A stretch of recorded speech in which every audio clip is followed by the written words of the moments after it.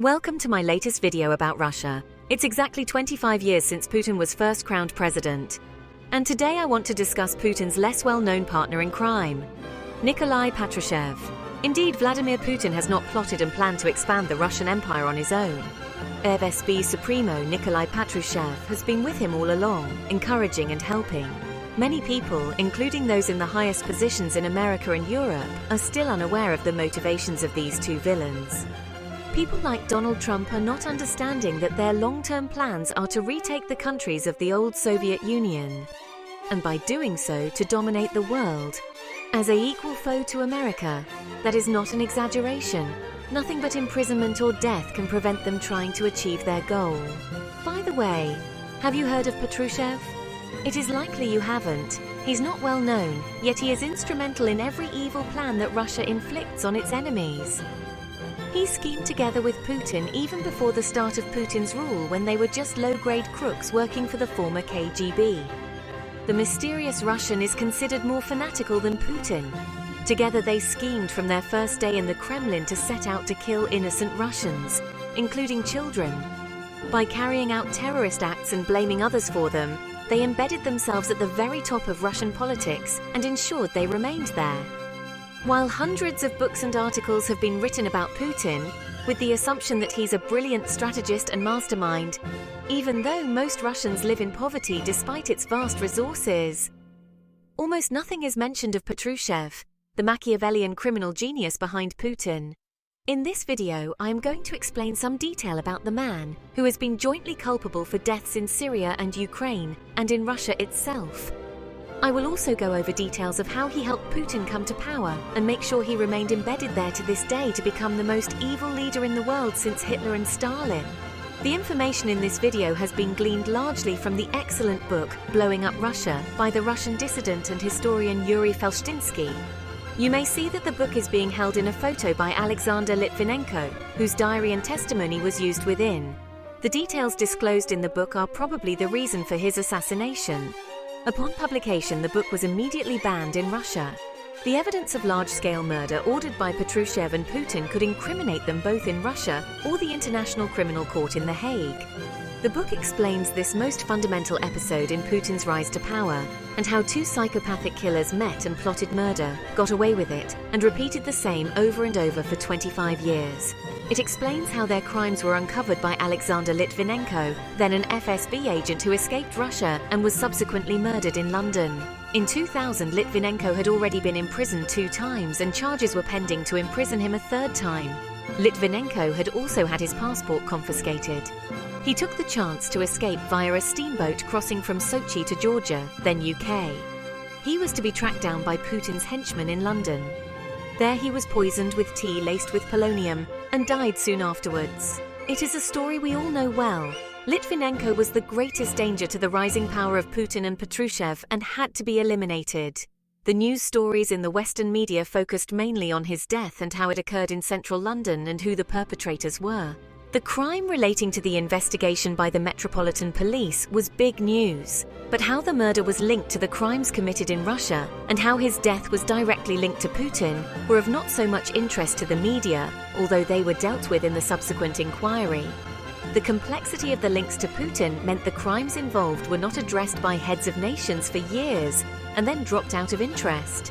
If the US and Europe had truly understood the horrific atrocities that inflicted death on innocent Russians and Chechens, would Obama and Clinton have so foolishly pressed the reset button exonerating Putin? Or did they know and believe that a leader deliberately killing people could be justified? To return to Nicolai Patrushev, he is a bully, who intimidates even his closest associates, and enjoys foul-mouthed banter at meetings, launching into streams of abusive language to frighten colleagues. If you ever see footage of meetings in the Kremlin, you'll notice how those attending avert their eyes towards blank documents, not drawing attention to themselves. They are fearing for their lives. They know Putin and Patrushev will easily kill anyone who disagrees with them. They've done this many times, framing the victims as suicide cases. And Patrushev has no qualms about organizing assassinations, including that of Wagner chief Yevgeny Prigozhin, who attempted an almost successful coup. He was later a passenger in a plane that crashed, killing all inside. Patrushev is also a master at making corrupt deals, including importing vast quantities of drugs, just as a fun sideline. His current gift is in fomenting outrageous conspiracy theories about Ukraine and the United States. The conspiracy theories are hard to disprove and successfully spread worldwide. In Latin America and India, where RT is considered a normal TV news channel, the stories seem quite mainstream. The Indians, Africans, and South American viewers even believe Putin is fighting for their cause. For the oppressed global South, they think he cares about them. He doesn't. Black people and brown people disgust him, hence why he surrounds himself with blue-eyed Slavs. Though he doesn't appear to mind dark-skinned folk from Africa, North Korea, and India, who will take a bullet for him on the front in Ukraine. That's something he will agree to. Putin sees war as a fun game. He recently said at his end-of-year question time that Russians, meaning himself, get bored when there isn't much going on. He said war stops them, meaning himself, from being bored. RT helps form anti-Western opinions among the weak-minded. We've all heard the outrageous lies about Ukraine being a Nazi country and the US having 200 biolabs worldwide where experiments on humans are carried out. These were all Patrushev's ideas. These lies are enthusiastically repeated by useful idiots as justification for the outrageous invasion of Ukraine and why Ukraine should capitulate, thereby giving Russia a new border with Europe to continue further invasions. In the US, Marjorie Taylor Greene has fully taken the conspiracies on board and is so taken in that the Republican senator is best known as Moscow Marge, though it's doubtful she knows anything about Russia. Those who have studied Patrushev in detail believe he could step into Putin's shoes at a moment's notice, as he has been micromanaging Russia from the shadows of the Kremlin since 1999. Putin and Patrushev have worked together, scammed together, and made billions for themselves through criminal activities spanning the world from Afghanistan to Colombia, even before being in the top leadership. It may be no coincidence that a new alliance between Russia and the Taliban has just been agreed. The duo have used the elite in Russian society for their own purposes and designed an unbreakable power vertical. They ensured above all that their adored secret police service, the FSB, remains 100% in control of the Kremlin, keeping at bay opposition clans and the military who are best placed to stage a coup. The feared and hated KGB, repackaged under a different name, even has its own public day in December. Security Service Workers' Day, formerly known as Checker Day, was reinstated to honor the formation of the feared organization who sent Russians to gulags. Nice. To explain Putin's rise to power, we must go back to the 90s, to the breakup of the USSR, when freeing up, the economy was supposed to be imposed. Perestroika was the blueprint to democratize Russia. It took off badly due to gross mismanagement, and greed and inflation reached a staggering 2,318%. Impoverished Russians took to the streets to protest. This led to a 2-day civil war and reached a stage where even the Moscow White House was bombed. Russia had descended into chaos. In 1994, Yeltsin was in trouble and decided to wage a pointless war against Chechnya, an independent nation of proud people who had fought hard for autonomy. By doing so, Yeltsin had diverted attention away from his appalling rule that had caused terrible shortages and poverty. Russia lost this war, made a settlement, but continued terrorizing the country and murdering all their elected presidents, one by one, using car bombs and missile attacks both within and outside Chechnya. No one, including the US, seemed that concerned about Russian terrorism against an autonomous region. The US under Clinton and Bush continued having friendly talks and sympathizing with each other about terrorism. The Yeltsin years were ones in which criminality and corruption in the government grew exponentially. Just a few people became immensely rich. All of the vast country's assets, oil, nickel, gold mines, everything of value, was sold off at a fraction of their value to a handful of people in the know who mostly had no experience in those businesses they grabbed. The West kept its distance, believing that the former USSR was in good hands, that it would all work itself out as long as the free market was implemented. They hadn't understood that corruption had been embedded for the whole of Russia's existence. People like George Bush and Barack Obama were taken for fools. Russia hoodwinked them and got away with it. The plan to privatize the nation's wealth started out in good faith. Russia produced vouchers for every Russian national to purchase and invest in a company of their choice. But most people had no understanding of how the vouchers worked and sold them on the street for a few rubles or a bottle of vodka. The opportunists bought them up, often dressing like tramps and holding cardboard signs so as to make the vouchers appear worthless. The ultimate winners were a handful of men who acquired the vouchers and the vast Russian assets almost for free. In this way, Russia had its wealth stolen and was gravely impoverished by their loss for decades to come. Instead of building a strong free market system, Russia became a criminal state with a few oligarchs in charge of the wealth. A country where a teacher is still only earning $300 a month. The collapsing economy led to the attempted impeachment of Yeltsin in 1998 on 5 charges, but none were for the mishandling of the privatization sales. The impeachment charges were for illegally breaking up the Soviet Union, for replacing the government with a smaller Duma in which Yeltsin wielded greater power, for starting the war in Chechnya, which is interesting, proving that some Russians clearly thought it was wrong, for genocide of the Russian people by way of reform, and for weakening the armed forces. The impeachment failed, but so did Yeltsin's health, and he needed to step down, but had to ensure he escaped criminal convictions. Due to the depth of corruption that Yeltsin, his family, and his cronies were mired in, it was essential to have a successor that was criminally minded to avoid Yeltsin being charged and imprisoned. The tumultuous days of 1998 led to Operation Successor, when Yeltsin would seek someone to be foisted on the Russian people by means of a coronation and phony election to save his skin. Putin popped up as an unlikely choice after several other candidates failed to be evil and corrupt enough. Putin turned out to be ideal, an FSB official who had managed his office efficiently, while at the same time running a mafia-style enterprise from St. Petersburg. He ticked all boxes. He also seemed to have the ability to be molded and was made Prime Minister on August 9, 1999. Then, through the most incredible plan cooked up by Putin and his sidekick Patrushev, he became president almost overnight. Putin and Patrushev both pined for the old Soviet days when Russia wielded more power internationally than it does now, and this has been their obsession ever since. The idea Stalin had for expanding the Russian Empire is still embedded in their minds, and will be until their death. The pair have always wanted to recreate the much-hated empire, and hankered for the miserable and grey Cold War days of Andropov and Brezhnev. With no imagination or any particular ideology of their own, such as communism, they can only copy old defunct ideas. They weren't even aware that there is zero desire from any nation who had suffered under Stalin to become part of their hideous empire again. So let's roll back a few years to June 1951, when Patrushev was born, just a few months before Putin. His parents had lived through the wartime blockade of Leningrad and had tried to build a new life in St. Petersburg. The family lived in one of those grim communal apartments, just as Putin did, sharing a toilet and cooking facilities with numerous other families. The home was incidentally just a few blocks away from the Yusupov Palace where Rasputin was shot. Patrushev attended Leningrad High School number 211 and later graduated from the Leningrad Shipbuilding Institute with a diploma in engineering, but hankered after a more privileged and exciting life, one that could be offered by the KGB.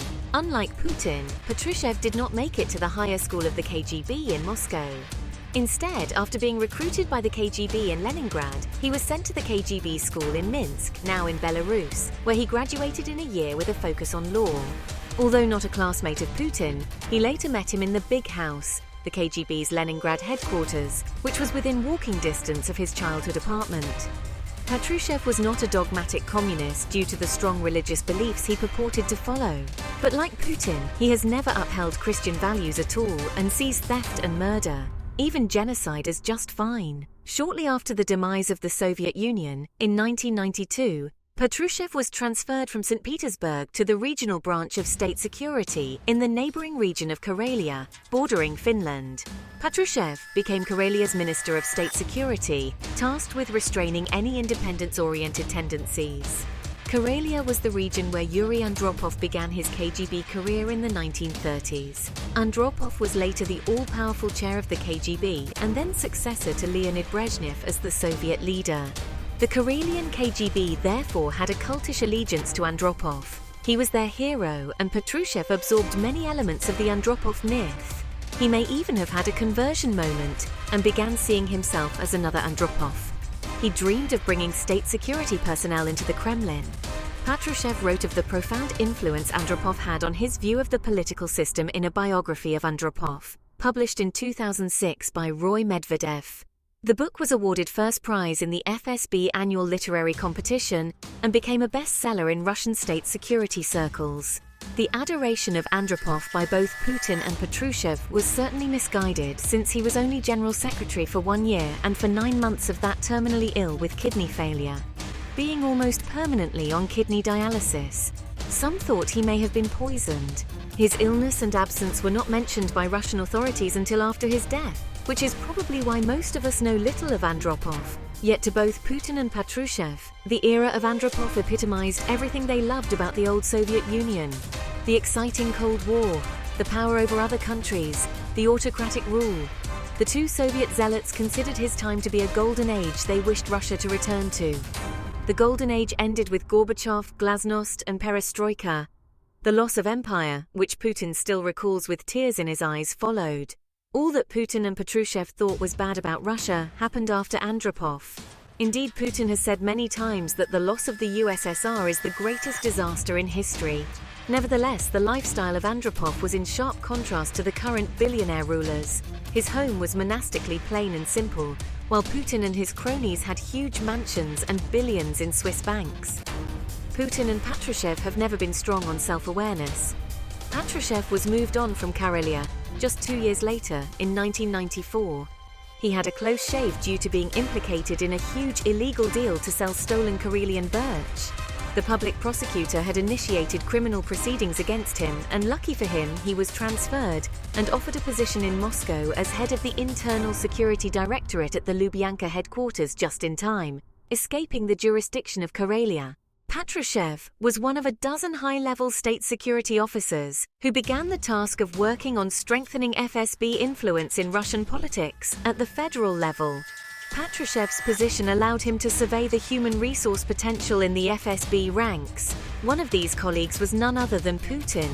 It could very well be that it was Patrushev who discovered Putin, and he has always acknowledged Patrushev's high status in the Kremlin hierarchy of power, appointing him to second-in-command roles.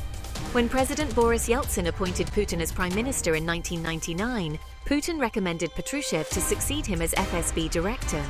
Announcing Patrushev's appointment on August 18, 1999, Putin joked, "Colonel Putin gives up the post," to which Patrushev, somewhat uncomfortably, replied, "Colonel General Patrushev receives the post."